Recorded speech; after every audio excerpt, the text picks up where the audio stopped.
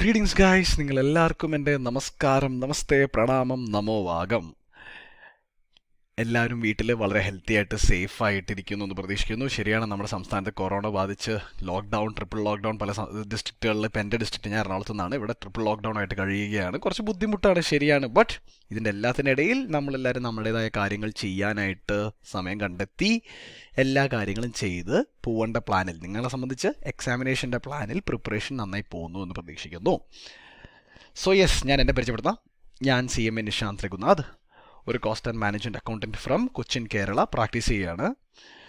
കൂടാതെ ഒരു 4-5 വർഷമായി പഠിപ്പിക്കുന്നുണ്ട്, ആക്റ്റീവ്ലി പഠിപ്പിക്കുന്നുണ്ട്. I have been teaching at നമ്മുടെ Cochin chapter of the institute of cost accountants of India, centre for excellence of South India. നമ്മുടെ കൊച്ചിൻ ചാപ്റ്ററിൻ്റെ ഇൻസ്റ്റിറ്റ്യൂട്ടിൻ്റെ സെൻറ്റർ ഫോർ എക്സലൻസ് സൗത്ത് ഇന്ത്യയിലുള്ള വൈറ്റ്ലയിലുള്ളതിലും പഠിപ്പിക്കുന്നുണ്ട്, പഠിപ്പിക്കുന്നുണ്ട്. കൂടാതെ CS-നും CA-ക്കും CPA, CIMA, CMA, USA പല പല കോഴ്സസിന് പല പല പ്രൈവറ്റ് ഇൻസ്റ്റിറ്റ്യൂട്ട്സിനും പഠിപ്പിക്കുന്നുണ്ട്. സോ പറഞ്ഞ പോലെ ഈ കഴിഞ്ഞൊരു 1.5 വർഷമായിട്ട് കംപ്ലീറ്റ് ടീച്ചിങ് ഓൺലൈനാണ്. കാരണം ഓഫ്ലൈൻ ക്ലാസ്സസ് പറ്റില്ല ബിക്കോസ് ഓഫ് കൊറോണ അല്ലേ. അപ്പോൾ ഈ ടൈം ഗ്യാപ്പിൽ ഞാൻ ലൈവ് സെഷൻസ് നടത്താറുണ്ട്. കൂടാതെ ഇതിൻ്റെ കൂടെ ഒന്ന് വെൻസർ ഔട്ട് ചെയ്യാനായിട്ട്, യൂട്യൂബിലേക്ക് വെൻസർ ഔട്ട് ചെയ്യാനായിട്ട് ഞാൻ ചെറിയൊരു ചാനൽ തുടങ്ങി, CMA നിഷാന്ത് രഘുനാഥ് എന്നുള്ള ഈ ചാനലിൽ കുറച്ച് വീഡിയോസ് പോസ്റ്റ് ചെയ്യാൻ തുടങ്ങി, കുറച്ച് ലെസൺസ്. ബട്ട് എല്ലാം കവർ ചെയ്യാൻ എനിക്ക് പറ്റിയിട്ടില്ല. ബട്ട് കഴിയുന്ന പോലെ, സമയം കിട്ടുന്ന പോലെ വീഡിയോസ് റെക്കോർഡ് ചെയ്ത് ഞാൻ പോസ്റ്റ് ചെയ്യാൻ തുടങ്ങി.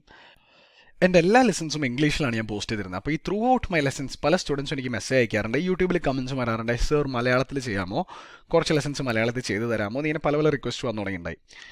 അപ്പം എനിക്കതിന് സമയം കിട്ടിയില്ല. അതിന് മാത്രമല്ല, സത്യം പറഞ്ഞാൽ യൂട്യൂബിലെ വീഡിയോസ് പുതിയത് ഇടാനായിട്ടും പോലും എനിക്ക് സമയം കിട്ടാറുണ്ടായിരുന്നില്ല. അതുകൊണ്ട് ഞാൻ ചെയ്യാറുണ്ടായിരുന്നില്ല. പക്ഷേ ഇപ്പോൾ നമ്മുടെ ഇവിടെ ലോക്ക്ഡൗൺ വിളിച്ചു, ട്രിപ്പിൾ ലോക്ക്ഡൗൺ ആയപ്പോൾ ട്രിപ്പിൾ ലോക്ക്ഡൗൺ പിന്നെ എക്സ്റ്റെൻഡ് ചെയ്യാന്നുള്ള രീതിയിലേക്കൊക്കെ വന്നു. ഇപ്പോൾ May 30 വരെ ലോക്ക്ഡൗൺ വിളിച്ചിരിക്കുകയാണ്. അപ്പോൾ അതുകൊണ്ട് തന്നെ ഞാൻ ഓർത്ത് എന്നാൽ കുറച്ച് സമയത്തിൽ ഇൻവെസ്റ്റ് ചെയ്യാം, കുറച്ച് വീഡിയോസ് ഇടാം. അപ്പോൾ ഞാൻ ഇന്ന് 2-3 വീഡിയോസ് ഉണ്ടായിക്കൊണ്ടിരുന്നപ്പോഴാണ് 2 കമൻസ് 2 സ്റ്റുഡൻസ് എനിക്ക് പാസ് ചെയ്ത മെസ്സേജ് എനിക്ക് ഓർമ്മ വന്നു, മലയാളത്തിൽ ചെയ്ത് തരാമോ സാറിന്.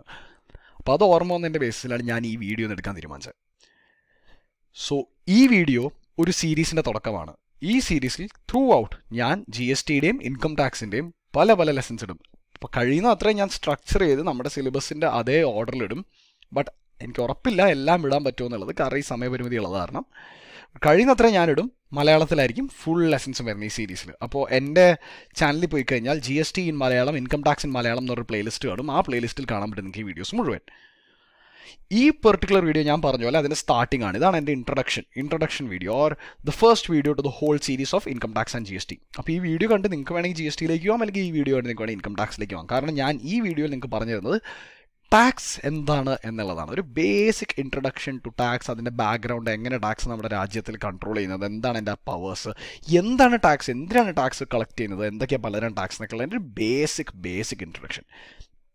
വളരെ ബേസിക് ആയിട്ടുള്ള കാര്യങ്ങൾ ഞാനിവിടെ പറയുന്നത്. ബട്ട് അത് മതി ഒരു CA IPCC ലെവൽ, അല്ലെങ്കിൽ CMA ഇന്റർ, അല്ലെങ്കിൽ CS എക്സിക്യൂട്ടീവ് ലെവലുള്ള സ്റ്റുഡൻറ്റിനെ അറിയാനായിട്ട്, ടാക്സ് സംബന്ധിച്ച് എന്തെങ്കിലും അറിയാനായിട്ട്, എൻ്റെ ബേസിക്സ് അറിയാനായിട്ട് ഈ വീഡിയോയിൽ ഞാൻ പറയുന്ന കാര്യങ്ങൾ തന്നെ മതി. സോ യെസ്, ഒരുപാട് വൈകുന്നില്ല, നമുക്ക് വീഡിയോയിലേക്ക് കടക്കാം. റൈറ്റ്. അപ്പോൾ what do you understand by tax? ഈ ടാക്സ് എന്നുള്ള ടെർമിനോളജിയുടെ അർത്ഥം എന്താ?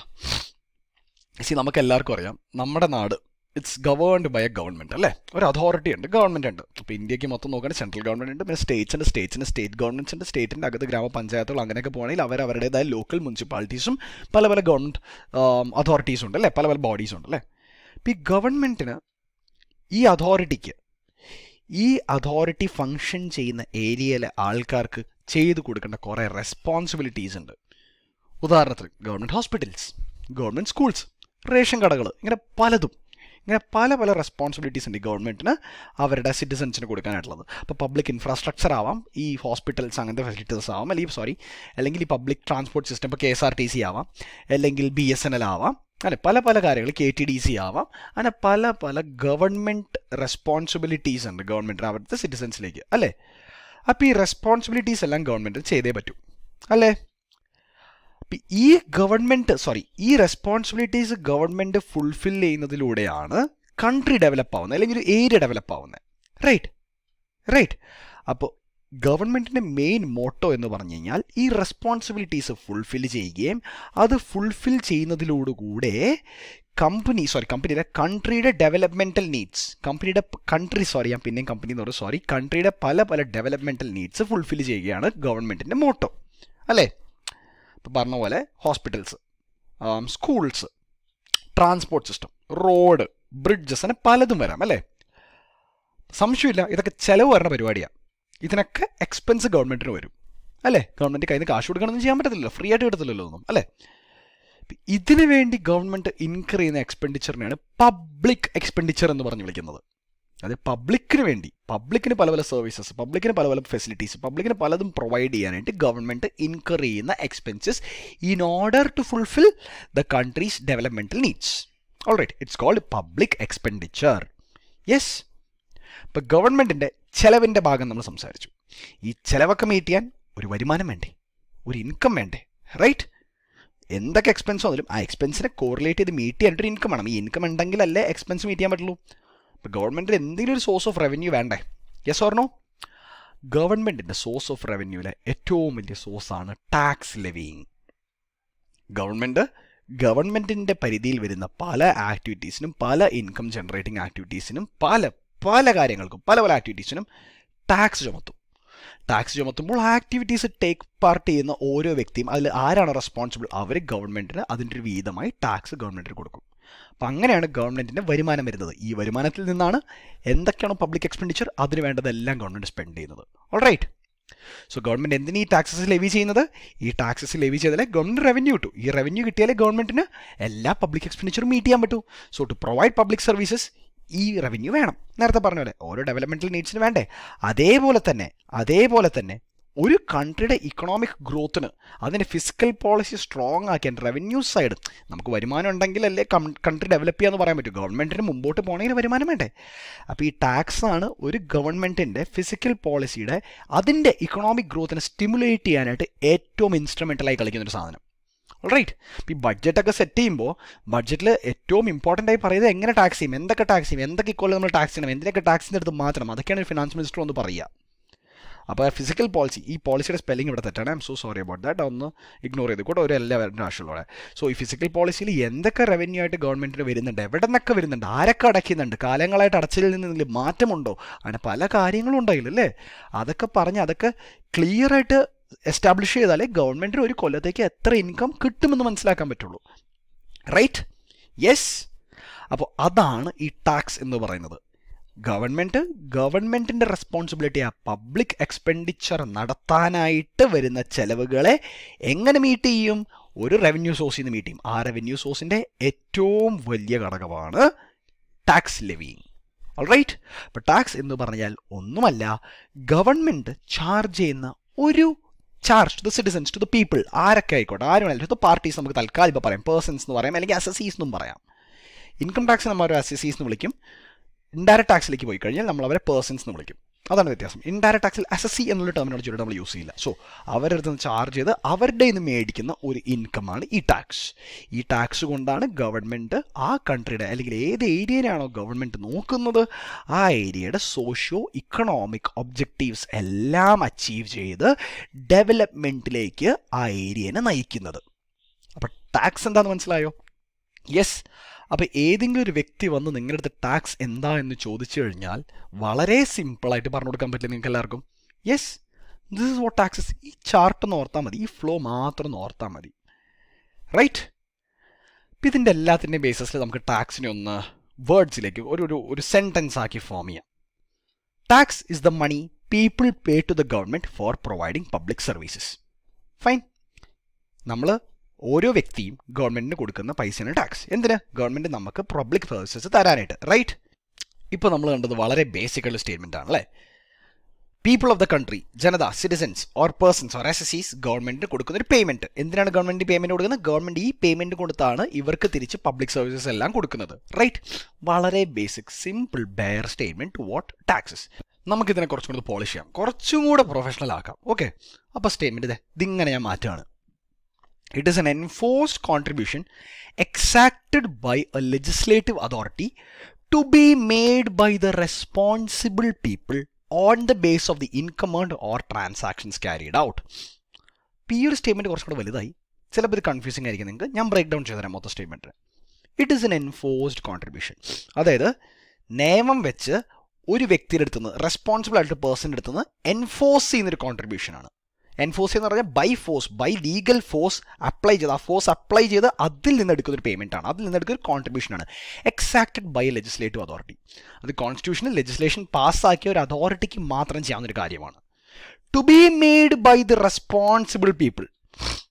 To be made by the responsible. അപ്പോൾ ലെജിസ്ലേറ്റീവ് അതോറിറ്റി ആരുടെ അടുത്താണ് ഈ പേയ്മെന്റ് എടുക്കുന്നത്? From responsible people on the base of income earned or transactions carried out. അപ്പോൾ ലെജിസ്ലേറ്റീവ് അതോറിറ്റി എൻഫോഴ്സ് ചെയ്യുന്ന ഒരു കോൺട്രിബ്യൂഷൻ ആരുടെ അടുത്തുനിന്ന്? റെസ്പോൺസിബിൾ പീപ്പിളുടെ അടുത്തുനിന്ന്. എന്തിൻ്റെ ബേസിസിൽ? ഈ റെസ്പോൺസിബിൾ പീപ്പിളുടെ ഇൻകം അല്ലെങ്കിൽ അവർ ക്യാരി ഔട്ട് ചെയ്യുന്ന ട്രാൻസാക്ഷൻസിൻ്റെ ബേസിസിൽ. ഇൻകത്തിൻ്റെ ബേസിൽ പോയി കഴിഞ്ഞാൽ ഇൻകം ടാക്സ് ആവും.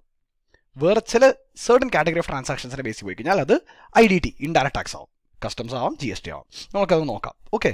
ആൻഡ് വെരി സോറി, എനിക്ക് ചെറിയൊരു ജലദോഷം ഉണ്ട്. അതാണ് ഇടയ്ക്കിടയ്ക്ക് എൻ്റെ മൂക്കിൻ്റെ റണ്ണിങ് സൗണ്ട് കേൾക്കുന്നത്. Very sorry for that. Okay. ഇനി വേണമെങ്കിൽ നമുക്കിതിന് ഒന്നും കൂടെ ഒന്ന് പോളിഷ് ചെയ്ത് കുറച്ചും കൂടെ ചെറുതാക്കാം. A pecuniary burden imposed by the authority of the state for the support of the government. Pecuniary burden എന്ന് പറഞ്ഞാൽ financial burden imposed by the authority of the state. അതായത് ആരാണോ അതോറിറ്റി? സ്റ്റേറ്റ് ഗവൺമെൻറ്, സ്റ്റേറ്റ്സിന് state government, central government അല്ലേ? So imposed by an authority, it is a pecuniary government. Sorry, it is a pecuniary burden imposed by an authority. എന്തിന്? To support the government. പക്ഷേ എനിക്കിതിനെ burden എന്ന് വിളിക്കുന്നതിന് വലിയ യോജിപ്പില്ല. ടാക്സിന് ഒരിക്കലും ഞാൻ ബേർഡനെ കാണുന്നില്ല. നമ്മുടെ നാട്ടിൽ എല്ലാവരും ബേർഡനായിട്ടാണ് കാണുന്നത്. ഇപ്പോൾ നിങ്ങളുടെയൊക്കെ വീട്ടിൽ ടാക്സ് അടയ്ക്കുന്നവരുണ്ടെങ്കിൽ അച്ഛനമ്മമാരോ ആരെങ്കിലും ബ്രദേഴ്സോ സിസ്റ്റേഴ്സോ ആരെങ്കിലും വർക്ക് ചെയ്യുന്ന ആരെങ്കിലും ഉണ്ടെങ്കിൽ വർഷാവസാനം ആകുമ്പോൾ റിട്ടേൺ ഫയൽ ചെയ്യാനും ടാക്സ് അടയ്ക്കാനും വർഷാവസാനം ഇനി ടാക്സ് അടയ്ക്കണമല്ലോ, ഇനി എത്ര ടാക്സ് വരും, ഇനി അതിന് റിട്ടേൺ ഫയൽ ഒരു ബേർഡനായിട്ടാണ് കാണുന്നത്. പക്ഷേ ഞാൻ അങ്ങനെ കാണാൻ ആരെയും സജസ്റ്റ് ചെയ്യില്ല. നിങ്ങളൊരു റെസ്പോൺസിബിലിറ്റി, ഇതൊരു റെസ്പോൺസിബിലിറ്റി ആയിട്ട് കാണാനാണ് ഞാൻ എല്ലാവരോടും പറയുക. കാരണം നമ്മൾ നമ്മുടെ ഈ നാട്ടിൽ ജീവിക്കുന്നു, പല സർവീസസ് ഗവൺമെൻറ് തരുന്ന പല സർവീസസ് എൻജോയ് ചെയ്ത് നമ്മൾ ജീവിക്കുന്നു, നമ്മൾ മണി ഏൺ ചെയ്യുന്നു, ഇൻകം ഏൺ ചെയ്യുന്നു, പല റിസോഴ്സസ് യൂട്ടിലൈസ് ചെയ്യുന്നു. ഇതൊക്കെ ഉണ്ടാക്കുന്നതിന് നമ്മുടെ ഒരു ഷെയർ ആയിട്ട് ഈ ഗവൺമെൻറ്റിന് കൊടുക്കുക, നമ്മുടെ നാടിന് നമ്മുടെ ഒരു ഷെയർ കൊടുക്കുക. നമ്മുടെ റെസ്പോൺസിബിലിറ്റി അല്ലേ, ഒരു മോറൽ റെസ്പോൺസിബിലിറ്റി അല്ലേ? അപ്പോൾ അതിനെ it's fair to call it as moral responsibility, right? Morally അത് റെസ്പോൺസിബിലിറ്റി ആവും, ലീഗലി അതൊരു ബേർഡൻ ആവും. ലീഗലി ആൾക്കാർ അതിനെ ബേർഡൻ എന്ന് പറയും. എനിക്ക് വലിയ ബുദ്ധിമുട്ടാണ്, ഇനി ഇത് അടയ്ക്കണമല്ലോ എന്നൊക്കെ പറയും. പെക്യൂണറി ബേർഡൻ തന്നെയാണ് പറയണത്. പക്ഷെ നമുക്കൊരു മോറൽ റെസ്പോൺസിബിലിറ്റി അല്ലേ? നമ്മൾ ഇവിടെ നിന്നല്ല എല്ലാ ഇൻകം നേടിയത്. ഞാൻ ഇന്ത്യയെ താമസിച്ചൊരു ഇന്ത്യൻ സിറ്റിസൺ എന്നുള്ള നിലയിൽ ഈ ഇന്ത്യൻ ഗവൺമെൻറ് തരുന്ന എല്ലാ പ്രിവിലേജസും കൂടെ കൂടിയിട്ടാണ് ഞാൻ ഇൻകം ഏൺ ചെയ്യുന്നത് അല്ലേ? അപ്പോൾ അത് കാരണം ഞാൻ ഈ ഗവൺമെൻറ്റിന് തിരിച്ചു കൊടുക്കണ്ടേ, ഈ നാടിന് തിരിച്ചു കൊടുക്കണ്ടേ? അതാണ് ഈ കൊടുക്കുന്ന പേയ്മെൻറ്റ് ടാക്സ്. All right. അപ്പോൾ ഈ 3 പോയിന്റ്സ് എല്ലാവർക്കും മനസ്സിലായെന്ന് വിചാരിക്കുന്നു. ഇനി ഇത് 3 അല്ലാണ്ട് വേറൊരു point, tax is the price we pay for a civilised society. ഇതാണ് എനിക്ക് ഏറ്റവും ഇഷ്ടമുള്ള പോയിന്റ്. അതുകൊണ്ടാണ് ഞാൻ ഇതിനെ ഹൈലൈറ്റ് ചെയ്തിട്ടത്. It is the price the citizens pay to the government for the government giving them a civilised society. അപ്പോൾ logic വെച്ച് നമ്മൾ നല്ല ടാക്സ് കൊടുത്തു കഴിഞ്ഞാൽ നല്ല ഇൻഫ്രാസ്ട്രക്ചർ കിട്ടുന്നു, നല്ല ടാക്സ് കൊടുത്താൽ നല്ല റോഡ് കിട്ടുന്നു, നല്ലപോലെ ടാക്സ് കൊടുത്തു കഴിഞ്ഞാൽ നല്ല പാലങ്ങൾ കിട്ടുന്നു, അതായത് റോഡ് ടാക്സ് കൊടുത്തു കഴിഞ്ഞാൽ നല്ല ടാക്സ് കൊടുത്തു കഴിഞ്ഞാൽ നല്ല ഹോസ്പിറ്റൽസ്, നല്ല ടാക്സ് കൊടുത്തു കഴിഞ്ഞാൽ നല്ല എഡ്യൂക്കേഷൻ ഇൻസ്റ്റിറ്റ്യൂഷൻസ്, നല്ല ടാക്സ് കൊടുത്തു കഴിഞ്ഞാൽ നല്ല റേഷൻ ഷോപ്സ് എല്ലാം കിട്ടുന്നു. അതാണ് ലോജിക്ക് വെച്ച്. ഇനി ഇത് സംഭവിക്കുന്നുണ്ടല്ലോ എന്നുള്ളത് എനിക്കറിയില്ല. അത് പറയാൻ ഞാൻ ആളല്ല. കറപ്ഷനും പലതൊക്കെ ഉണ്ട് നമ്മുടെ നാട്ടിൽ, ശരിയാണ്. അത് കാരണം നമ്മൾ ചിലപ്പോൾ വിചാരിക്കും ഞാൻ കൊടുക്കുന്ന ടാക്സ് എനിക്കൊന്നും കിട്ടുന്നില്ല, ശരിയാണ്. ബട്ട് കുറേയൊക്കെ അവർ നമുക്ക് തരുന്നുണ്ട്. ഔട്ട്റൈറ്റായിട്ട് ശരിയാണ്. നമുക്ക് ഏതൊരു സിറ്റിസണും ഗവൺമെൻറ് ക്രിട്ടിസൈസ് ചെയ്യാം. നമ്മൾ അടയ്ക്കുന്ന റോഡ് ടാക്സിനുള്ള റോഡുകൾ നമുക്ക് ഇവിടെ ഇല്ല. അപ്പോൾ കേരളത്തിലാണെങ്കിൽ പലയിടത്തും റോഡ് മോശമായി കിടക്കണം. അപ്പോൾ പലരും പറയും നമ്മളൊക്കെ ഈ റോഡ് ടാക്സ് അടയ്ക്കണം എന്തിനാ, നമുക്കൊരു നല്ല റോഡും കിട്ടുന്നില്ല. അപ്പോൾ എങ്ങനെയാണ് ഞാൻ ഈ ടാക്സ് കൊടുത്തിട്ടെങ്കിൽ സിവിലൈസ് സൊസൈറ്റി കിട്ടുന്നത്, സിവിൽ റോഡ് കിട്ടുന്നില്ലല്ലോ, റൈറ്റ്? അപ്പോൾ പലരും അങ്ങനെ പറയും. But then that's a different story, completely different story. Paper വൈസിൽ, rule wise, book wise it is a price that we pay for a civilise society. കാരണം നമ്മൾ ഈ കൊടുക്കുന്ന കാശിനാണ് ഗവൺമെൻറ് ആ കാശിനെ യൂട്ടിലൈസ് ചെയ്ത് ഒരു ബെറ്റർ സൊസൈറ്റി നമുക്ക് തിരിച്ചു തരുന്നത്. All right. Tax clear, the concept of tax clear for everyone? Yes, right. നമ്മുടെ നാട്ടിലെ ഈ ടാക്സ് ഡ്രോ ചെയ്യാനായിട്ടുള്ള, ഈ ടാക്സ് കളക്ട് ചെയ്യാനുള്ള പവർ ഗവൺമെൻറ്റിന് കിട്ടുന്നത് കോൺസ്റ്റിറ്റ്യൂഷനിൽ നിന്നാണ്. കോൺസ്റ്റിറ്റ്യൂഷൻ പാസ്സാക്കുന്ന ചില ആക്ടുകളുടെ ബേസിസിൽ നിന്നാണ് ഗവൺമെൻറ് ഈ പവർ കിട്ടുന്നത്. ഇപ്പോൾ ഈ കോൺസ്റ്റിറ്റ്യൂഷന് ടാക്സിനെ സംബന്ധിച്ച് 2 തരം പവർ ഉണ്ട്. ഒന്ന് ഗവൺമെൻറ്റിൻ്റെ സൈഡിലേക്ക് കൊടുക്കുന്നൊരു പവറാണ്, ഗവൺമെൻറ്റിൻ്റെ സൈഡിലേക്ക്. അപ്പോൾ നമുക്ക് എല്ലാവർക്കും കോൺസ്റ്റിറ്റ്യൂഷൻ എന്ന് പറഞ്ഞാൽ നമ്മുടെ രാജ്യത്തെ ഏറ്റവും വലിയ ലോ ആണ്. It's supreme law of the country. അതിൻ്റെ ബേസിലാണ് നമ്മുടെ രാജ്യത്തിലെ എല്ലാ കാര്യങ്ങളും നടക്കുന്നത് അല്ലേ? അപ്പോൾ ഈ കോൺസ്റ്റിറ്റ്യൂഷൻ ഗവൺമെൻറ്റിന് ഫ്രെയിം വർക്ക് കൊടുക്കുന്നുണ്ട്, സിറ്റിസൻസിന് കൊടുക്കുന്ന ഫ്രെയിം വർക്ക്. ഗവൺമെൻറ്റിന് കൊടുക്കുന്ന ഫ്രെയിം വർക്കിൽ അവർ ആദ്യം പറയുന്നത് എന്താ വെച്ച് കഴിഞ്ഞാൽ they are defining, not they, the constitution is defining the political principles the government has to follow. Number 2, പല കാര്യങ്ങൾ എസ്റ്റാബ്ലിഷ് ചെയ്യുന്നു. എന്തൊക്കെ എസ്റ്റാബ്ലിഷ് ചെയ്യുന്നത്? ഒരു ഗവൺമെൻറ്റിനെ സംബന്ധിച്ച് അവരുടെ സ്ട്രക്ചർ എന്തായിരിക്കണം. 2, അവരുടെ പ്രൊസീജിയേഴ്സ്, പല പ്രൊസീജിയേഴ്സ് എന്തൊക്കെയായിരിക്കണം. 3, അവരുടെ പവേഴ്സ് എന്തൊക്കെയായിരിക്കണം. 4, ഈ പവേഴ്സ് വെച്ചുകൊണ്ട് അവരുടെ ഡ്യൂട്ടീസ് എന്തൊക്കെയായിരിക്കണം. ഇത് മുഴുവൻ കോൺസ്റ്റിറ്റ്യൂഷൻ അവരുടെ ഗവൺമെൻറ് കൊടുക്കുന്ന ഫ്രെയിം വർക്കിൽ ക്ലിയർലി ഡിഫൈൻ ചെയ്യുന്നു. കൂടാതെ സിറ്റിസൻസിനെ സംബന്ധിച്ചും കുറേ കാര്യങ്ങൾ കോൺസ്റ്റിറ്റ്യൂഷൻ സെറ്റ് ഔട്ട് ചെയ്യുന്നുണ്ട്. നമ്പർ 1, എന്തൊക്കെയാണ് അവരുടെ ഫണ്ടമെന്റൽ റൈറ്റ്സ്. നമ്പർ 2, എന്തൊക്കെയാണ് അവരുടെ directive principles. And number 3, what all are their duties. So ഗവൺമെന്റിനെ സംബന്ധിച്ച് കുറച്ച് കാര്യങ്ങൾ, സിറ്റിസൺസിനെ സംബന്ധിച്ച് കുറച്ച് കാര്യങ്ങൾ കോൺസ്റ്റിറ്റ്യൂഷൻ ക്ലിയർ ആയിട്ട് പറയുന്നുണ്ട്. ഓൾറൈറ്റ്. അപ്പോൾ ഗവൺമെന്റിനെ സംബന്ധിച്ച് നമ്മൾ കണ്ടു സ്ട്രക്ചേഴ്സ്, പ്രൊസീജിയേഴ്സ്, പവേഴ്സും ഡ്യൂട്ടീസും പല കാര്യങ്ങളും കൊടുക്കുന്നുണ്ട്, പറയുന്നുണ്ട്. കോൺസ്റ്റിറ്റ്യൂഷൻ ക്ലിയർ ആയി ഡിഫൈൻ ചെയ്യുന്നുണ്ട് അല്ലേ? തൊട്ടുമത്തെ ഡെഫിനേഷൻ നമ്മൾ ടാക്സിൽ കണ്ടില്ലേ, പറഞ്ഞില്ലേ, it is an enforced contribution exacted by legislative authority എന്ന് നമ്മൾ കണ്ടില്ലേ. അതായത് അതോറിറ്റി എക്സാക്ട് ചെയ്യുന്ന എൻഫോഴ്സ്ഡ് കോൺട്രിബ്യൂഷൻ. അതോറിറ്റി പവർ ഉപയോഗിച്ചെടുക്കണമെന്ന് പറയില്ലേ, ഫോഴ്സ് ഉപയോഗിച്ചെടുക്കണമെന്ന് പറയുന്നില്ല, അതിൽ എൻഫോഴ്സ്ഡ് എന്ന് പറയുന്നത് ബൈ ലോ, ബൈ പവർ. അപ്പോൾ ആ പവറും ഈ കോൺസ്റ്റിറ്റ്യൂഷൻ തന്നെയാണ് ക്ലിയർലി ഡിഫൈൻ ചെയ്ത് കൊടുക്കുന്ന ഗവൺമെന്റിന്. So laying down the foundation bricks for arranging powers, duties and supremacies to legislate all laws of taxing as well. അത് മുഴുവൻ കോൺസ്റ്റിറ്റ്യൂഷൻ ആണ് കൊടുക്കുന്ന, ആ പവർ മുഴുവൻ കൊടുക്കുന്ന കോൺസ്റ്റിറ്റ്യൂഷൻ ആണ്. ഓൾറൈറ്റ്. അപ്പോൾ ചുരുക്കി പറഞ്ഞു കഴിഞ്ഞാൽ the authority to levy tax has been derived by the government from the constitution. കോൺസ്റ്റിറ്റ്യൂഷനിൽ നിന്നാണ് നമ്മുടെ ഗവൺമെന്റ് ടാക്സ് ലെവി ചെയ്യാനുള്ള അതോറിറ്റി ഡിറൈവ് ചെയ്യുന്നത്. ഓൾറൈറ്റ്. ഇത് കോൺസ്റ്റിറ്റ്യൂഷൻ എവിടെയാണ് പറയണത്? ഇതിൻ്റെ കാര്യങ്ങൾ, ഈ ലോസ് ഒക്കെ എങ്ങനെ ലെജിസ്ലേറ്റ് ചെയ്യണേ? അത് പല പല ആർട്ടിക്കിൾസിലൂടെ കോൺസ്റ്റിറ്റ്യൂഷൻ എല്ലാം എക്സ്പ്ലെയിൻ ചെയ്യുന്നത്. ഓൾറൈറ്റ്. അപ്പോൾ ടാക്സിനെ സംബന്ധിച്ചുള്ള ആർട്ടിക്കിളിൻ്റെ പേരാണ് ആർട്ടിക്കിൾ 246. അതിൽ 3 ലിസ്റ്റാക്കി വേർതിരിക്കുന്നുണ്ട് ഈ ടാക്സിങ്ങിൻ്റെ പവേഴ്സിനെ കുറിച്ച് തീരുമാനിക്കാനായിട്ട്. ലിസ്റ്റ് 1, 2, 3. ലിസ്റ്റ് 1 പാർലമെൻറ്റ് തീരുമാനിക്കും, സെൻട്രൽ നിന്ന് തീരുമാനം വരും. ലിസ്റ്റ് നമ്പർ 2 സ്റ്റേറ്റ്സ് ഉണ്ടാക്കുന്ന തീരുമാനങ്ങൾ, ഓരോ ഇൻഡിവിജ്വൽ സ്റ്റേറ്റ്സ് തീരുമാനിക്കും. ലിസ്റ്റ് നമ്പർ 3 കൺകറന്റ് ലിസ്റ്റ് എന്ന് പറയും, അതിനെ പാർലമെൻറ്റും സ്റ്റേറ്റും ഒരുമിച്ച് തീരുമാനിക്കും. അപ്പോൾ ലിസ്റ്റ് 1 പറയുന്ന കുറേ ടാക്സസ് പ്യോർലി സെൻട്രൽ ഗവൺമെൻറ്റിൻ്റെ കയ്യിലാണ്, പാർലമെൻറ്റിൻ്റെ കയ്യിലാണ്. ലിസ്റ്റ് നമ്പർ 2 പറയുന്ന കാര്യങ്ങൾ പ്യോർലി സ്റ്റേറ്റ് ഗവൺമെൻറ്റിൻ്റെ കയ്യിലാണ്. ആ complete rule making power state ഗവൺമെൻറ്റിൻ്റെ കയ്യിലാണ്. ലിസ്റ്റ് നമ്പർ 3 രണ്ടുപേർക്കും പങ്കുണ്ട്. അവർ രണ്ടും ഒരുമിച്ച് വന്ന് ഡിസ്കസ് ചെയ്ത് പല ബാക്ക് ആൻഡ് ഫോർത്ത് പല കമ്മ്യൂണിക്കേഷൻ്റെ ബേസിസിൽ തീരുമാനമെടുക്കും. അപ്പോൾ ഈ ആർട്ടിക്കിളിൻ്റെ ബേസിസിലാണ് പവർ കോൺസ്റ്റിറ്റ്യൂഷൻ ഓരോ ഗവൺമെൻറ്റിനും ഡിസ്ട്രിബ്യൂട്ട് ചെയ്ത് കൊടുക്കുന്നത്. Alright, fine. യാ, ഈ പവർ എല്ലാം ഡിസ്ട്രിബ്യൂട്ട് ചെയ്ത് കൊടുത്ത് എന്തൊക്കെയാ ടാക്സ്, എന്തൊക്കെയാ ഡ്യൂട്ടീസ്, അതിനെ സംബന്ധിച്ചുള്ള പവേഴ്സ് എല്ലാം പറഞ്ഞു കൊടുക്കുന്നതിലൂടെ കോൺസ്റ്റിറ്റ്യൂഷൻ നമ്മുടെ രാജ്യത്ത് 2 തരം ടാക്സസ് ആണ് എസ്റ്റാബ്ലിഷ് ചെയ്തിരിക്കുന്നത്. ഒന്നിനെ പറയുന്നത് ഡയറക്റ്റ് ടാക്സ്, രണ്ടിനെ പറയുന്നത് ഇൻഡയറക്റ്റ് ടാക്സ്. ഡയറക്റ്റ് ടാക്സ് എന്ന് പറയുന്നത് എന്താ? ആ പേര് പറഞ്ഞ പോലെ തന്നെ പേയ്മെൻറ്റ് ഡയറക്ട്ലി ഗവൺമെൻറ്റിന് പോവുക, ടാക്സ് പേയ്മെൻറ്റ് ഡയറക്ട്ലി ഗവൺമെൻറ്റിന് പോവുക. അപ്പോൾ impose directly on the tax pair. ആരും ഇടയിലില്ല.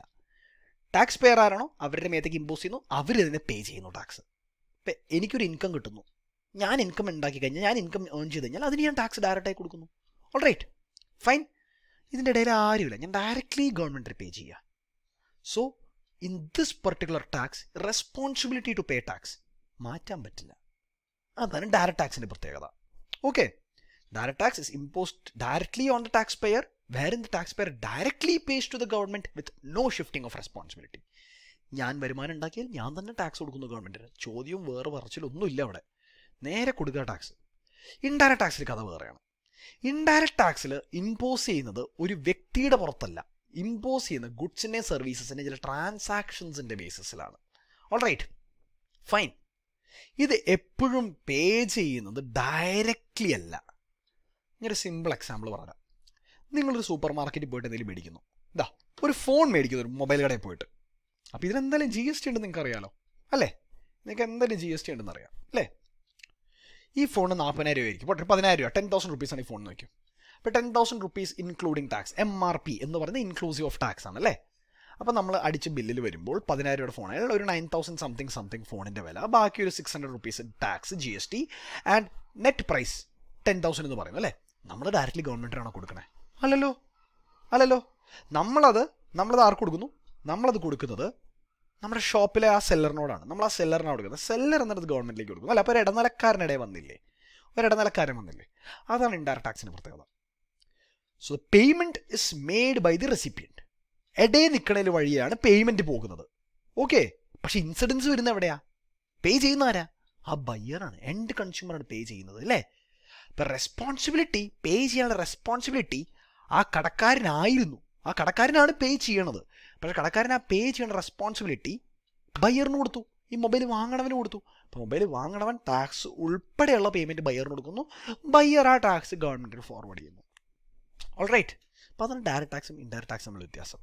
Fine, yes. ഇവിടെ വെച്ച് നിർത്താൻ നിങ്ങൾക്ക് ഇപ്പോൾ ഇൻകം ടാക്സിലേക്ക് പോകാനാണെങ്കിൽ, അല്ല ജി എസ് ടിയിലേക്ക് പോകാനാണെങ്കിൽ അടുത്തതും കൂടെ ഒന്ന് കേട്ടോ. G S T without doubt ഒരു ഇൻഡയറക്റ്റ് ടാക്സ് ആണ്. ഓക്കെ, അത് എപ്പോഴാണ് ചാർജ് ചെയ്യുന്നത്? It is levied on supply of goods or services. അപ്പോൾ അവിടെ ഏറ്റവും ഇമ്പോർട്ടൻ്റ് ആയിട്ട് നമ്മൾ അറിയേണ്ടത് എന്താ? ഈ സപ്ലൈ എന്താണെന്നുള്ളതാണ്.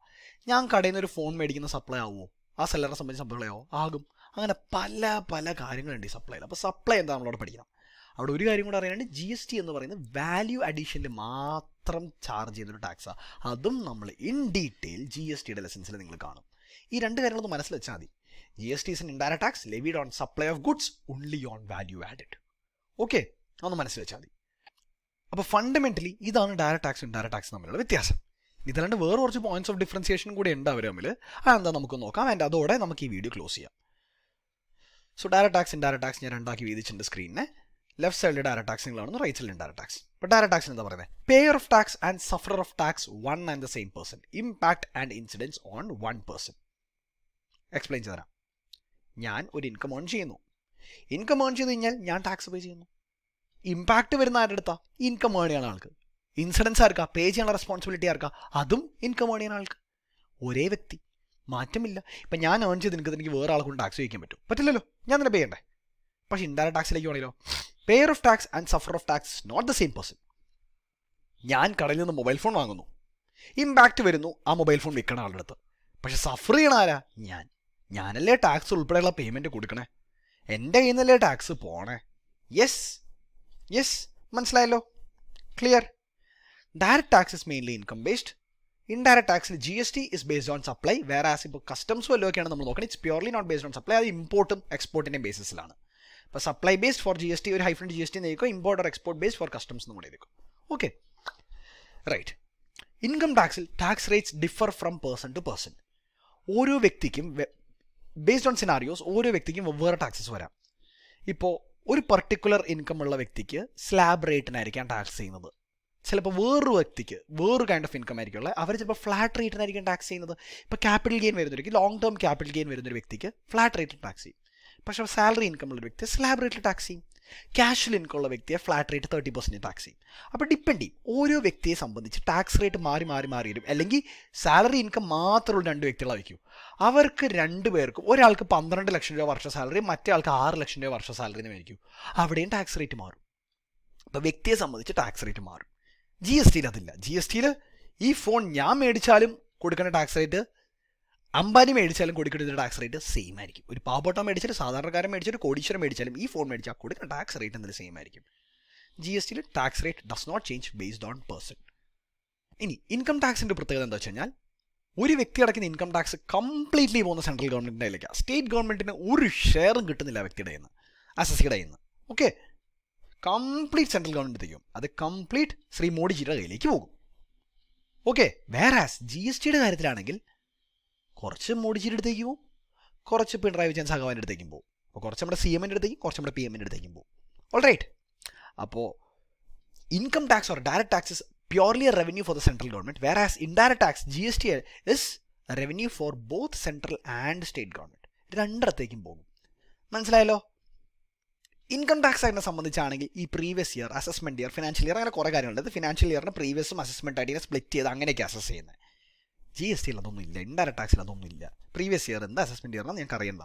അങ്ങനത്തെ ഒരു കോൺസെപ്റ്റേ ഇല്ല. ടാക്സ് ഇക്വൽ സപ്ലൈ നടത്തിയോ ടാക്സ് അടച്ചോ, അതിന് പ്രീവിയസ് ഇയർ എന്താ അസസ്മെൻറ്റ് ഇയർ അങ്ങനെയൊന്നുമില്ല. ഓക്കെ, ഡയറക്റ്റ് ടാക്സിനെ സംബന്ധിച്ച് അതിനെ ഗവേൺ ചെയ്യുന്നൊരു അതോറിറ്റി, അതിൻ്റെ ഒരു മെയിൻ ബോഡി എന്ന് പറയുന്നത് central board of direct taxes ആണ്, CBDT. ഇൻഡയറക്റ്റ് ടാക്സിനെ സംബന്ധിച്ച് CBIC, central board for indirect taxes and customs. ഇപ്പോൾ നിങ്ങൾ എഴുതുമ്പോഴേ ഒന്ന് ഓർത്തിരിക്കേണ്ടത്, CBDT എഴുതുമ്പോൾ central board of direct taxes ഇത്രേ ഉള്ളൂ. CBIC എഴുതുമ്പോൾ central board of indirect taxes ആൻഡിനെ AND എഴുതുന്നതിന് പകരം ഈ സിമ്പിൾ ഉപയോഗിക്കുക. ആൻഡിൻ്റെ ഈ സിമ്പിൾ ഇല്ലേ, ഇവിടെ ഈ സിമ്പിളാണ് കിടക്കുന്നത്. ബട്ട് ഞാൻ ഉദ്ദേശിച്ച സിമ്പിൾ ഏതാണെന്ന് വെച്ച് കഴിഞ്ഞാൽ, നിങ്ങൾ നിങ്ങളുടെ കീബോർഡിൽ നോക്കുകയാണെങ്കിൽ 7ൻ്റെ മുകളിൽ ഇപ്പോൾ Shift+7 ഞെക്കി കഴിഞ്ഞാൽ സിമ്പിൾ വരും. ആ സിമ്പിൾ ഉപയോഗിച്ച് എഴുതുക ANDന് പകരം. ഓക്കെ, അങ്ങനെയാണ് നമ്മുടെ ലീഗലി അതിനെ ഐഡൻറ്റിഫൈ ചെയ്യുന്നത്. ആ ആൻഡ് വെച്ചിട്ടാണ്. റൈറ്റ്. പിന്നെ final statement, direct taxes progressive, indirect tax regressive. ഞാൻ നേരത്തെ ഒരു എക്സാമ്പിൾ പറഞ്ഞില്ലേ, സാലറി ഇൻകം മാത്രമുള്ളൊരു വ്യക്തി, രണ്ട് വ്യക്തികൾ, ഒരു വ്യക്തിക്ക് 6 ലക്ഷം രൂപ ഇൻകം, മറ്റേ വ്യക്തിക്ക് 12 ലക്ഷം രൂപ ഇൻകം. ഓക്കെ, ഈ രണ്ട് പേർക്കും വേറെ ടാക്സ് റേറ്റ് വരുന്നത് ഞാൻ പറഞ്ഞില്ലേ. അതായത് ഇൻകം കൂടുന്തോറും ടാക്സ് റേറ്റും കൂടും ഇൻകം ടാക്സിൽ. കൂടി വരും.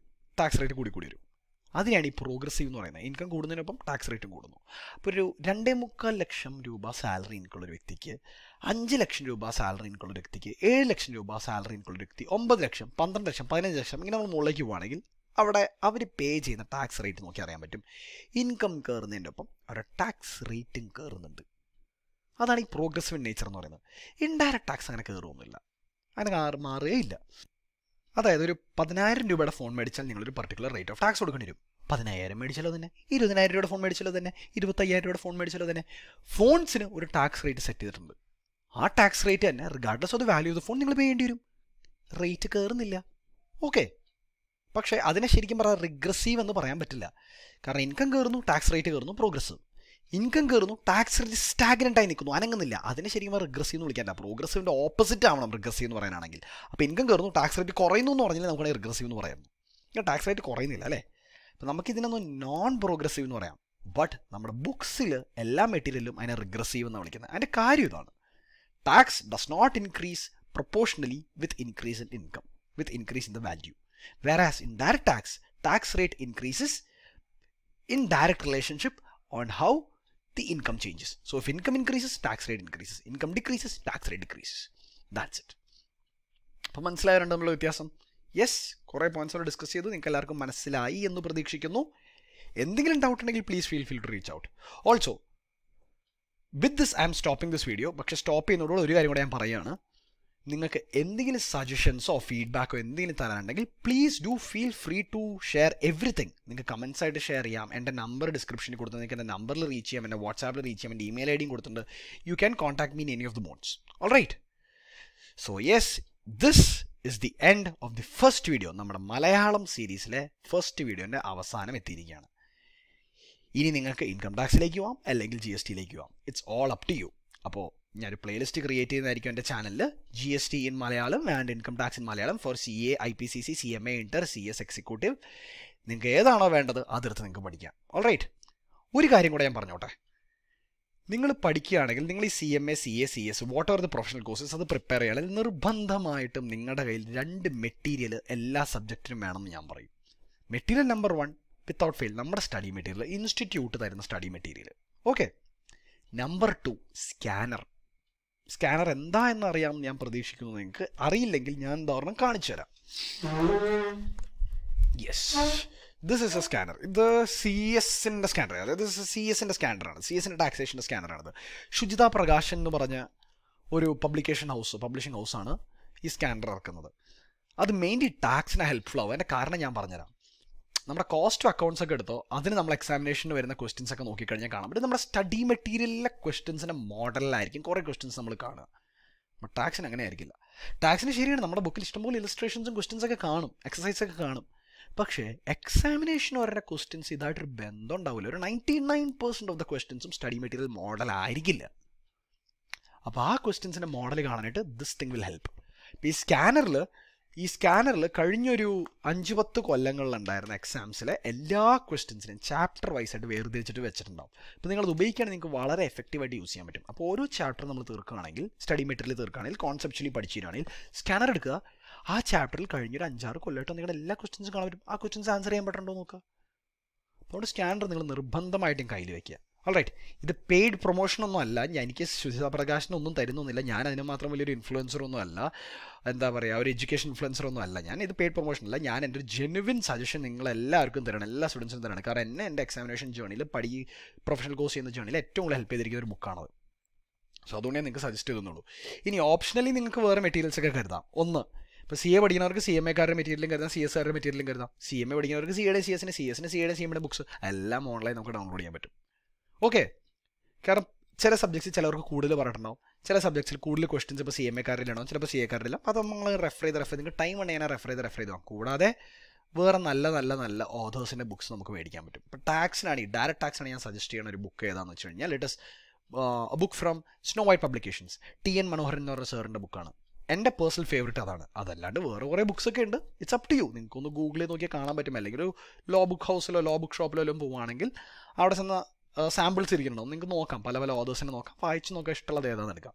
ഇൻഡയറക്റ്റ് ടാക്സിന് അതേപോലെ ഞാൻ സജസ്റ്റ് ചെയ്യാം. മുഹമ്മദ് റാഫി എന്ന് പറഞ്ഞ സാറിൻ്റെ ബുക്കാണ്. ഉഗ്രൻ ബുക്കാണ്. കുറച്ച് വലുതാണ്, ഇപ്പോൾ ടി എൻ മനോഹരൻ സാറിൻ്റെ ബുക്കും കുറച്ച് വലുതാണ്, but both of them are amazing. ഉഗ്രൻ ബുക്സാണ്. അത് പഠിച്ചു കഴിഞ്ഞാൽ, അതിൽ നിന്ന് പഠിച്ചു കഴിഞ്ഞാൽ നിങ്ങളുടെ കോൺസെപ്റ്റുവൽ ക്ലാരിറ്റി വളരെ വളരെ അധികം ഇമ്പ്രൂവ് ചെയ്യും. So yes, that's it. കൂടുതലൊന്നും പറയാനില്ല. മറക്കരുത്, സ്റ്റഡി മെറ്റീരിയൽ സ്കാനർ നിർബന്ധമായിട്ട് കയ്യിൽ വെക്കുക. ബട്ട് ഓപ്ഷണൽ നിങ്ങളുടെ കാര്യം, നിങ്ങളുടെ അപ് ടു യു. നിങ്ങൾക്ക് ഏതാ വേണ്ടത് വെച്ചാൽ വേണ്ട രീതിയിലെടുക്കാം. So with that, tata, take care. എല്ലാവരെയും നെക്സ്റ്റ് ക്ലാസ്സിൽ കാണാം, നെക്സ്റ്റ് വീഡിയോയിൽ കാണാം. സോറി, നെക്സ്റ്റ് ക്ലാസ്സിലെ നെക്സ്റ്റ് വീഡിയോ ഞാൻ ആ ലൈവ് ക്ലാസ്സാണ് വിചാരിച്ച, ഓർമ്മയില്ല നെക്സ്റ്റ് ക്ലാസ് എന്ന് പറഞ്ഞത്. നെക്സ്റ്റ് വീഡിയോയിൽ കാണാം. ആൻഡ് ഇൻ കേസ് നിങ്ങൾക്ക് ലൈവ് ക്ലാസ് വേണമെന്നുണ്ടെങ്കിൽ ഡു റീച്ച് ഔട്ട്, എനിക്കൊരു മെസ്സേജ് അയക്കാം. നമുക്കൊരു ബാച്ച് തുടങ്ങാൻ പറ്റും, ഞാൻ ബാച്ച് തുടങ്ങി തരാം. ഒരു ക്രാഷ് കോഴ്സ്, ഒരു 7 to 8 or 8 to 10 days കൊണ്ട് ഒരു ബാച്ച് എടുത്ത് തീർക്കാൻ പറ്റുവാണെങ്കിൽ അങ്ങനത്തെ എടുത്ത് തീർക്കാൻ പറ്റും. എനിക്ക് മിനിമം നമ്പർ ഓഫ് സ്റ്റുഡൻസിന് കിട്ടുകയാണെങ്കിൽ ഒരു 15 സ്റ്റുഡൻസിന് കിട്ടിക്കഴിഞ്ഞാൽ എനിക്കൊരു ബാച്ച് സ്റ്റാർട്ട് ചെയ്യാൻ പറ്റും. അങ്ങനെ നമുക്കൊരു ബാച്ച് സ്റ്റാർട്ട് ചെയ്യാം. ഓൾറൈറ്റ്, അത് മലയാളത്തിലാവും ഇംഗ്ലീഷിലാവും, based on whatever your requirements. എങ്ങനെ വേണമെങ്കിൽ നമുക്ക് ചെയ്യാം. അതിന് എൻ്റെ നോട്ട്സും തരും, എല്ലാം തരും. അതിൻ്റെ ബേസിൽ നമുക്ക് ലൈവ് ക്ലാസ് നടത്താം. So yes, bye for now. നമുക്ക് നെക്സ്റ്റ് വീഡിയോയിൽ കാണാം. Take care. Bye. Stay safe.